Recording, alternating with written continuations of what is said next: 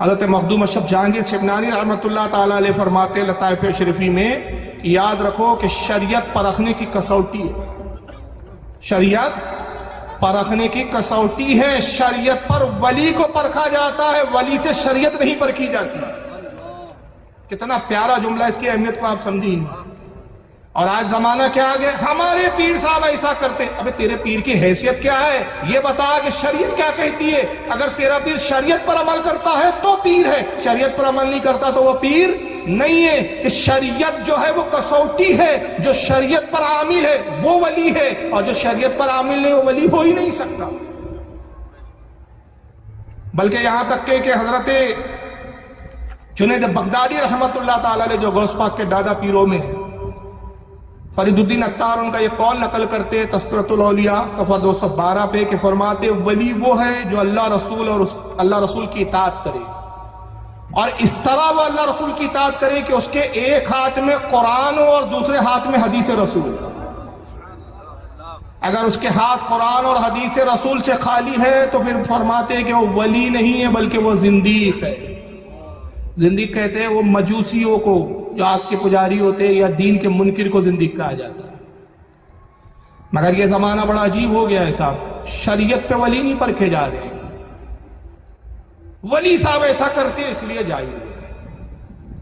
اور ولی صاحب کر کے ہمیں ایسے ایسے ولی پیدا ہو گئے، ایسے ایسے پیر پیدا ہو گئے کہ نیٹوں پہ ویڈیو دیکھ کر آدمی حیران ہے۔ بیچ میں ایک پیر صاحب کو دیکھا لڑکیوں سے چپٹے ہوئے رہتے گئے، عورت چمٹو پیر صاحب ہے، ولی صاحب ہے۔ قوالی ہو رہی ہے صاحب، ہزاروں لاکھوں کے نوٹ داڑھی منڈے قوالوں پہ نثار کر دے رہے ہیں صاحب، پیر صاحب ہے صاحب، کرامت ہے ان کی۔ اور ایک عجیب نیا فیشن چلا، پھولوں کے اندر ہی دفن ہو جا رہے ہیں گردن تک، دیکھے ہوں گے اس طرح کے ویڈیو آئے، اتنے گلاب کے پھول ڈالے کہ پیر صاحب کی گردن دکھ رہی ہے، باقی کچھ دکھ ہی نہیں رہا ہے۔ کیا ہے صاحب، یہ پیر ہیں، یہ ولی ہیں ہمارے حضرات۔ ارے کیا کرامت کیا ہے آپ کے حضرت کی؟ بھائی اتنے بڑے پیر صاحب ہیں کہ صاحب عورتیں پیر دباتی ہیں، بڑے بڑے سیٹ مرید ہیں۔ مولانا روم فرماتے ہیں کہ یہ ولی نہیں ہے بلکہ کیا ہے، کارے شیطان می کند نامش ولی، گر ولی ایس تو لعنت بر ولی۔ کام شیطان کے کرتا ہے اور کہتا ہے کہ میں اللہ کا ولی ہوں، اگر یہی ولی ہے تو فرماتے کہ ایسے ولی پر پھر اللہ کی لعنت۔ کام تو شیطان کے کرتا۔ یاد رکھیے شریعت راستہ ہے، یہ اعلیٰ حضرت کا قول ہے۔ اعلیٰ کیا فرماتے، بڑی پیاری تشریح کی ہے آپ نے اس کی۔ شریعت راستہ ہے، طریقت سواری ہے۔ شریعت راستہ ہے، طریقت سواری ہے، حقیقت نشان منزل ہے، اور معرفت منزل مقصود ہے۔ تو جب تک شریعت کے راستے پر نہیں چلیں گا نشان منزل تک پہنچیں گا ہی نہیں، معرفت کی منزل تک نہیں پہنچیں گا۔ آگے آ جائیے بھائی، تھوڑا سا پیچھے کچھ لوگ کھڑے ہوئے ہیں۔ تو سرکار غوث اعظم چونکہ ولیوں کے سردار تھے، اس لیے شریعت پر بھی سب سے بڑھ کر آپ کاربن تھے اور شریعت پر فائز تھے۔ یہاں تک کہ لکھا گیا کہ ایک مرتبہ آپ سفر میں پیاس کی شدت محسوس ہوتی ہے، اچانک کالے بادل چھاتے اور بارش ہونا شروع ہوتی ہے، یہاں تک کہ زمین پوری جل تھل ہو گئی۔ آپ نے کچھ پانی کو نوش فرمایا، پھر وہ کالے گھنے بادل چھٹے اور ایک نور ظاہر ہوا، ایک روشنی بڑی تیز، اتنی تیز روشنی کہ آنکھیں چنی آ جائیں، اور نور سے آواز آتی ہے، عبد القادر میں تیرا رب ہوں، عبد القادر میں تیرا رب ہوں، اور عبد القادر تجھے خوشخبری ہے کہ میں تیری عبادت اور ریاضت سے بڑا خوش ہوا، اور جتنے حرام کام تھے سب میں نے تجھ پر حلال کر دیے، نعوذ باللہ، حتیٰ کہ میں نے تجھ پہ آج سے نماز بھی معاف کر دی۔ جیسی یہ نور سے آواز آئی، آپ پر ہم ہوتے تو خوش ہو جاتے، ارے واہ یار کمال ہو گیا بھائی، اللہ راضی ہو گیا، یہ نور ہے، اللہ تو نور ہے۔ قرآن میں اللہ نے فرمایا اللہ نور السماوات والارض، اللہ زمین و آسمان کو نور ہے، نور ہے اللہ تو نور۔ روشنی آئی، ظاہر ہو گیا، آواز ہو گئی، بھائی اب ہو گیا، اللہ نے کہہ دیا، بشارت دے دی، آج سے نماز معاف، سارے حرام حلال ہو گئے۔ مگر وہ غوث اعظم تھے، آپ نے فرمایا لا حول ولا قوت الا باللہ العلی العظیم، جیسی لاحول پڑا سارا نور دھواں ہو گیا۔ کون تھا وہ؟ ابلیس، شیطان۔ آواز آئی عبد القادر آج تجھے تیرے علم نے بچا دیا، دیکھیے دوسرا عملہ تھا. ہم ہوتے تو اپنے علم پہ گھمنڈ کرتے کہتے ہاں دیکھا نا ہوں نا میں بھی عالم ہوں کیا نہیں, علم رکھتا ہوں کیا نہیں. لیکن غوث اعظم نے کہا مردود, پھر دھوکہ دیتا ہے, مجھے میرے علم نہیں میرے اللہ نے بچایا. یہ میں فضل خدا بندی قدوس سے بچا ہوں. دور سے آواز کے آتی ہے. اب یہ جملہ بہت خاص ہے تاریخی, یہ واقعے کا خاص جملہ حصہ ہے. کہتا عبد القادر اب تک تو میرے قابو میں نہیں آیا, خدا کی قسم اسی طریقے سے 70 ابدالوں کو اب تک گمراہ کر چکا ہوں. کن کو گمراہ کر چکا ہوں؟ عام مسلمان کو نہیں کہہ رہا ہے وہ, مسلمانوں کو گمراہ کر چکا ہوں 70 ابدالوں کو. تو اندازہ لگائیے کہ کتنا بڑا ازلی دشمن ہے وہ انسانوں کا, کہ جب 70 ابدالوں کو گمراہ کر دے تو آج کے پیر صاحب کس کھیت کی مولی ہے. تو اب اگر کوئی سنترا نکالے تو ولی مت سمجھو آپ, بھائی سنترا نکال دیا حضرت نے, انگوٹھی نکال دیے, ہاتھ میں سے انگوٹھی دے دیے, فلا کر دیے, پیٹ پہ ہاتھ لگائے تو پتھری باہر آ گئی, بہت بڑے ولی. یہ معیار نہیں ہے, بلکہ معیار کیا ہے, شریعت پر پابند ہے یا نہیں. یہاں تک کہ بزرگان دین فرماتے ہیں, کئی بزرگوں نے اقوال نقل کیے ہیں کہ اگر کسی کو پانی پہ چلتا ہوا دیکھو ولی نہ سمجھو, کسی کو ہوا میں اڑتا ہوا دیکھو ولی نہ سمجھو, جب تک یہ نہ دیکھ لو کہ رسول اللہ کی شریعت پر پابند ہے یا نہیں. تو معیار کیا ہے؟ رسول اللہ کی شریعت. اور اس واقعے میں خاص بات ہے, دیکھیے یہاں غوث اعظم نے ایک تعلیم دی. جب ان سے پوچھا گیا, ابن تیمیہ نے اس کو لکھا ہے. خاص بات ہے کہ اس واقعے کو سنیوں نے تو لکھا ہی ہے, اہل سنت کے شاہ عبدالحق مودودی سے دہلوی نے اخبار الاخیار میں لکھا ہے, امام ابو الحسن شتنوفی نے بہجت الاسرار میں لکھا ہے, قلائد الجوار میں حضرت امام محمد یحییٰ طاسفی نے لکھا ہے, اس کو بہت سارے علماء نے لکھا. لیکن ابن تیمیہ نے بھی اپنے فتاوے میں جلد 1 صفحہ 172 پر لکھا. اور ابن تیمیہ جو غیر مقلدوں کے بہت بڑے علامہ ہے, وہ کہتے ہیں کہ پھر غوث اعظم سے پوچھا گیا کہ حضور آپ نے کیسے جانا کہ یہ شیطان ہے, آپ کو کیسے پتہ چلا؟ آپ نے کہا صرف ایک بات سے, کہ میرے آقا پر جب حرام حلال نہ ہوا تو میں تو اپنے نبی کا غلام ہوں, مجھ پر حرام حلال کیسے ہوا؟ تو یہاں سے ایک بات پتہ چلی, بھائی نماز کیوں نہیں پڑھتے پیر صاحب؟ نہیں ہم پر معاف ہے. تو کون ہے, تیری اوقات کیا ہے کہ تجھ پہ نماز معاف ہے؟ کچھ تو پھر ایسے نہیں نماز کیوں نہیں پڑھتے پیر صاحب؟ ارے بھائی نماز وہ لوگوں کے لیے, ہم تو ولایت کی اس منزل پر ہے کہ یہ زمین یہ مسجد ہمارے لیے نہیں ہے, ہم تو خانے کعبہ میں جا کے نماز پڑھتے ہیں. اچھا بھائی خانے کعبہ میں پڑھتے ہیں, بھائی پاس کی مسجد میں چلنا نہیں ہو رہا آپ سے, خانے کعبہ اتنی دور جا رہے ہیں, روز جا رہے ہیں, 5 وقت جا رہے ہیں, اور یہ بتائیے ظہر میں نکلے تو وہاں کون سا وقت ہے, وہاں ظہر پڑھنے کا کہ کون سی نماز پڑھنے کا؟ وہاں تو ٹائم الگ ہو گیا, وہاں کا نماز کا بھی وقت ہے. تو آپ ظہر ادا کر رہے تھے کہ اثر ادا کر رہے تھے؟ بلکہ غوث پاک کا یہ قول مشہور ہے کہ آپ فرماتے ہیں کہ جو بے نمازی ہو اس کو ہمارے قبرستان میں دفن نہ کریں. اللہ اکبر.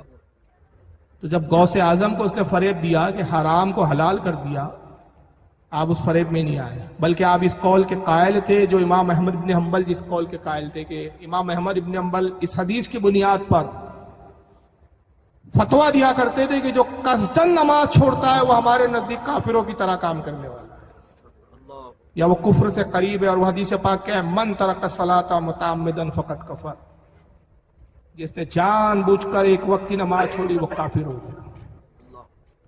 اور آپ کی کرامت کا یہ عالم تھا کہ اس زمانے میں مائک اور لاؤڈ اسپیکر نہیں تھے. جب آپ خطاب کرتے تو پہلا فرد جتنی تیزی کے ساتھ, جس صفائی کے ساتھ آپ کی آواز کو سنتا تھا, آخری فرد تک بھی آپ کی آواز ویسی ہی منتقل ہوتی. اور اس واعظ و نصیحت کا کیا ہوا علم خود حضرت امام ابو الحسن شتنوفی رحمۃ اللہ علیہ نقل کرتے ہیں, اور حضرت امام محمد بن یحییٰ قلائد الجواہر میں اس کو نقل کر دے. غوث اعظم کے اس قول کو انہوں نے دونوں بزرگوں نے نقل کیا کہ سرکار غوث اعظم فرماتے ہیں کہ میرے واعظ میں حتیٰ کہ یہودی اور عیسائی بھی آتے اور میرا واعظ سنتے, پھر اسلام پر اعتراض کرتے, میں جواب دیتا, اور نتیجہ یہ ہوتا کہ میرے واعظ سے اور میرے جوابات سے ان کے دل کھل جاتے, اور اللہ کے فضل و کرم سے پھر وہ اسلام قبول کرتے. اور نتیجہ یہ ہوا کہ میرے اس واعظ کی برکتوں کا اثر یہ ظاہر ہوا کہ 5000 یہودوں اور نصارہ نے صرف میرے واعظ کی بنیاد پر میرے ہاتھ پر اسلام کو قبول کیا. اور آپ فرماتے ہیں کہ 2 لاکھ سے زائد وہ افراد ہیں جنہوں نے گناہوں سے میرے ہاتھ پر توبہ کی. 2 لاکھ سے زائد افراد ہیں. تو یہ غوث اعظم رضی اللہ تعالیٰ عنہ کا خطاب کا عالم تھا. یہ تقریر کا عالم تھا. اور تقریر کیسے ہوتی تھی؟ حضرت امام ابوالحسن فرماتے ہیں کہ جب آپ خوف الہی پر بیان کرتے، واز ختم ہوتا تو کئی جنازے اٹھتے تھے. خوف الہی میں لوگوں کی روحیں نکل جایا کرتی تھی. سنجیدگی کے ساتھ خطاب ہوتا تھا، واز و نصیحت ہوتی تھی، اس میں رسول اللہ کی حدیثیں ہوتی، شریعت کے احکام ہوتے، لوگوں کو امر بالمعروف کی تلقین ہوتی، برائیوں سے روکنا اور بھلائیوں کی طرف بلانا آپ کا یہ واز کا بیان ہوتا. اور صرف آپ خطیب ہی نہیں تھے بلکہ اپنے وقت کے مفتی عالم بھی ہو چکے. آپ علماء کے مرجع تھے، بڑے بڑے علماء اور بڑے بڑے مشائخ اور بڑے بڑے مفتیان کرام جہاں ان کے علم دم توڑ دیتے تھے، اپنے علم کے وہ مسائل کو حل کرنے کے لیے غوث اعظم کی بارگاہ میں حاضر ہوتے. جب مفتیان کرام فتویٰ دینے سے عاجز آتے تو سرکار غوث پاک کی طرف رجوع کیا کرتے تھے. چنانچہ حضرت امام ابوالحسن شتنوفی رحمۃ اللہ علیہ کو واقعہ نقل کرتے ہیں کہ غوث اعظم کا ظاہری دور تھا کہ ایک شخص نے قسم کھائی کہ یہ منت میری پوری ہو گئی. ایک منت مانگی اس نے اللہ کی بارگاہ میں، کہا پروردگار اگر یہ کام ہو گیا تو میں تیری ایسی عبادت کروں گا کہ پورے روئے زمین پر میرے علاوہ وہ عبادت کرنے والا کوئی نہیں، میں تنہا وہ عبادت کروں گا. قسم کھا لی، منت پوری ہو گئی، لیکن اب خیال آیا کہ ایسی کون سی عبادت کروں کہ میں تنہا وہ عبادت کرنے والا رہوں، پوری دنیا میں وہ عبادت اس وقت کوئی کرنے والا ہی نہ ہو. بڑا پریشان ہوا، وہ بہت سوچا، کچھ سمجھ میں نہیں آیا. علماء کی طرف، مفتیان کرام کی طرف اس نے رجوع کیا اور استفتاء کیا، فتویٰ پوچھا. سارے مفتیان کرام عاجز آگے، کہا کہ تیری قسم ہی فضول ہے، تو نے بےہودہ قسم کھائی ہے، غلط قسم کھائی ہے، بہتر یہ ہے کہ اپنی قسم کو توڑ اور اس کا کفارہ دے دے. اس نے کہا نہیں، کفارہ تو نہیں دوں گا، کچھ تو حل لوں گا، آپ غور کرو. آخر میں تمام مفتیان کرام نے فیصلہ کیا کہ سرکار غوث اعظم کی طرف رجوع کیا جائے. وجہ یہ ہے کہ اتنا مشکل مرحلہ ہے کہ اس کا جواب دینے سے ہم عاجز ہیں کہ ایسی کون سی عبادت ہے جس پہ دعویٰ کیا جائے کہ یہ جس وقت یہ عبادت میں مشغول ہو، دنیا میں روئے زمین پر اس کے علاوہ وہ عبادت میں کوئی مشغول نہ ہو. بھائی یہ روزہ رکھے تو کیا گارنٹی کہ دنیا کے کسی نہ کسی کونے پہ اس دن کوئی روزے سے نہ ہو. یہ درود پڑھے تو کیا گارنٹی کہ کوئی اور درود پڑھنے والا نہیں. یہ نماز پڑھے تو کیا گارنٹی کہ اس وقت کوئی نماز نہیں پڑھ رہا. تو ایسی کوئی عبادت ہی نہیں ہے جس پر یہ دعویٰ کیا جائے کہ یہ عبادت میں مشغول ہے تو اس عبادت میں اس وقت کوئی دوسرا مشغول نہیں ہے. جب یہ مسئلہ سرکار غوث اعظم کی بارگاہ میں آیا تو آپ نے فی البدیہہ قلم اٹھا کے جواب تحریر فرمایا، سوچا نہیں، غور فکر نہیں کیا. یہ آپ کے فتوی کی دینے کی صورت کا علم تھا. آپ نے فرمایا اس میں کیا پیچیدگی ہے، خانہ کعبہ کو خالی کروا دیا جائے اور اس سے کہے کہ وہ تنہا طواف کر دے. اس لیے کہ روئے زمین پر کعبہ ایک ہی ہے اور کعبہ کا طواف بھی عبادت اور نیکی ہے. جس وقت یہ طواف کریں گا تو یہ تنہا ہوں گا، کوئی اس کے طواف میں شریک ہوں گا. اس کی قسم پورا کرنے کے لیے بادشاہ کو کہا جائے کہ خانہ کعبہ کو کچھ لمحوں کے لیے خالی کروا دیا جائے، لوگوں کو ہٹا دیا جائے اور یہ تنہا طواف کر لے، اس کی قسم پوری ہو جائے گی.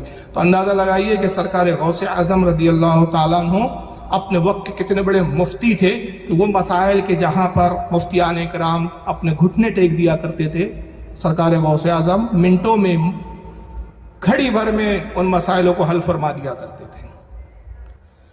اور شریعت پر آپ کا عمل اور تقوی، باوجود اس کے کہ آپ غوث وقت تھے، غوث وقت کیا غوث زمانہ ہے، بلکہ امام مہدی تک آپ کا یہ پورا زمانہ آپ کی غوثیت کا زمانہ ہے. پورا یہ زمانہ آپ کی غوثیت عظمیٰ کا ہے. سارے ولی آپ کے ماتحت ہے، بلکہ اعلیٰ حضرت فرماتے ہیں کہ کوئی ولی ہی اس وقت تک ولی نہیں بنتا جب تک اس کی ولایت کی سند پر آپ اپنی مہر نہ لگا دیں. لیکن شریعت سے بے باک نہیں ہو گئے کہ میں تو اب غوث عالم ہوں، غوث اعظم ہوں، غوثیت عظمیٰ اور غوثیت کبریٰ کے منصب پر فائز ہوں، مجھے شریعت کی کیا پابندی کی ضرورت نہیں. بلکہ جتنا مقام بلند ہوتا ہے اتنی شریعت کی پابندی بڑھتی ہے.